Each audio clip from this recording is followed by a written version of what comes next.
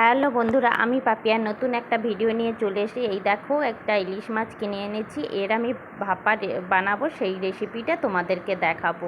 এই জামে করে জল নিয়ে চলে এসেছি। মাছটা আমি আঁশ ছাড়িয়ে ভালোভাবে ধুয়ে নেব, তারপরে মাছটা আমি কাটবো। এই বটি আর মাছ, আর আমাদের সামনে ওখানে আমি ঘুরতে গিয়েছিলাম, গেঁহুখালি সামনে আছে আমাদের, আর ওখান থেকেই মাছটা কিনে এনেছি, টাটকা মাছটা। দেখো, এই মাছটা আমার কাটা হয়ে গেল। এই যে মাছটা একটু ডিম বেরিয়েছে, মাছটা খুব বেশি স্বাদ লাগবে না। হলুদ নুন মাখিয়ে আর একটু সরষের তেল মাখিয়ে আমি একটুক্ষণ রেখে দেবো। আর এই যে সর্ষে, কালো সর্ষে আর সাদা সর্ষে ভিজিয়ে রাখছিলাম, যাদের শিল আছে তারা শিলে বেটে নেবে, আমি মিক্সিতে পিষে নিয়েছিলাম। তারপরে এই যে তেল দিলাম, আর কাঁচা লঙ্কা আর কালো জিরে দিলাম, হলুদ গুঁড়ো আর লঙ্কা গুঁড়ো দেব তেলে দিয়ে। এবার আমার এই পেস্টটা, সর্ষের পেস্টটা দিলাম, দিয়ে আন্দাজ মতন একটু লবণ দেব।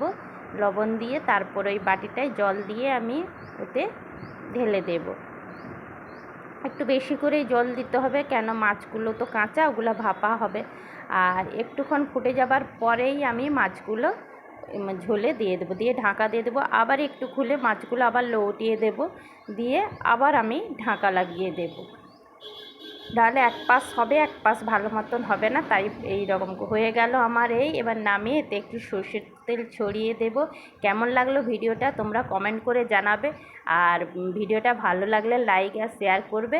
পরবর্তী ভিডিওর জন্য চোখ রাখো। এখানেই ভিডিওটা শেষ করলাম।